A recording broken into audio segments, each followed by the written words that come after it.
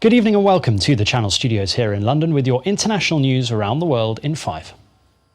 The US Democratic presidential candidate Joe Biden and Senator Kamala Harris have made their first appearance together as running mates, starting a new phase in the campaign for the White House.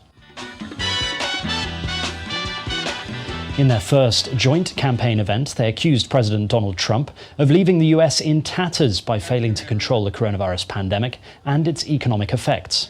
The country received a resounding message. The 55-year-old senator, daughter of immigrants from India and Jamaica, was announced as Mr. Biden's choice on Tuesday. Joe Biden would be the oldest president ever if he wins, raising speculation that he would not seek re-election in 2024. Belarus has confirmed that a 25-year-old man has died in police custody, the second death since mass protests began on Sunday. It comes as the United Nations Human Rights Office condemned the use of violence by Belarusian authorities to peaceful protests. Demonstrations continued for a fourth night in a row across the country against the newly re-elected leader Alexander Lukashenko. More than 6,000 people have been detained, according to Belarusian authorities.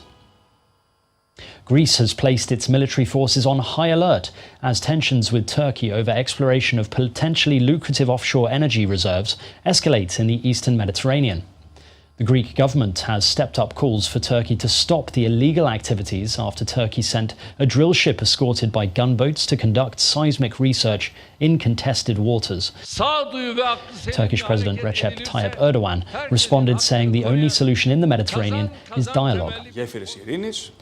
Greek Prime Minister Kyriakos Mitsotakis thanked French President Emmanuel Macron after he demanded Turkey halt its explorations and said he would reinforce France's military presence in the area. Thailand's king has sworn in a new cabinet, stressing the need for order and peace after weeks of protests in the country. The newly nominated Prime Minister Prayuth Chan-o-cha declared the government has to look into whether the protesters have violated the law and if anyone is behind the demonstrations. Over recent weeks, high school and university students have targeted the government and the monarchy, calling for its dissolution and for democratic reforms. Thailand has some of the strictest sedition laws in the world, and anyone who defames, insults or threatens the king can face up to 15 years in prison. Turkish police have detained 25 women protesting against plans to pull the country out of an international accord designed to protect women against domestic violence. Around 100 protesters took to the streets in the capital Ankara, demanding better implementation of the Istanbul Convention, an international accord designed to protect women. Scuffles broke out between police and protesters as security forces blocked the road and asked women to disperse. The government is set to decide this week whether to withdraw from the European treaty. It comes just weeks after the vicious murder of a woman by an ex-boyfriend reignited a row over how to curb violence against women in Turkey. Mauritius Prime Minister has announced that almost all of the oil has now been removed from the damaged Japanese ship, which has leaked an estimated 1,000 tons of oil into the sea. According to authorities, all fuel had now been removed from tanks, but there was some residue in parts of the ship. The MV Wakashio struck a reef and went aground off the Indian Ocean island's southeast coast on July the 25th. It began leaking oil last Thursday, prompting a rush by volunteers to clean up and prevent an ecological disaster on the island shores. Mozambique says its troops are fighting to regain control of a key area following multiple reports that it had fallen to Islamist militants on Wednesday. The military says there is ongoing action against Islamists who have been using the local population's shields. It follows days of fighting for the port in the country's gas-rich north.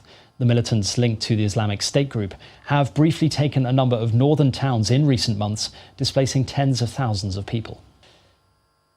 And finally, in a bizarre move even for him, Donald Trump has complained about the pressure coming out of the showers, to the extent the US government has proposed changing the definition of a shower head. And on behalf of the United States, the Trump administration has asked for rule changes that would allow shower heads to boost water pressure after Donald Trump repeatedly complained that water does not come out fast enough from fixtures, saying that his hair has to be perfect. Consumer and conservation groups argue that it is wasteful and unnecessary. If it advances, the move could end up in the courts. And that's your international news around the world in 5. Now back to the Channel studios in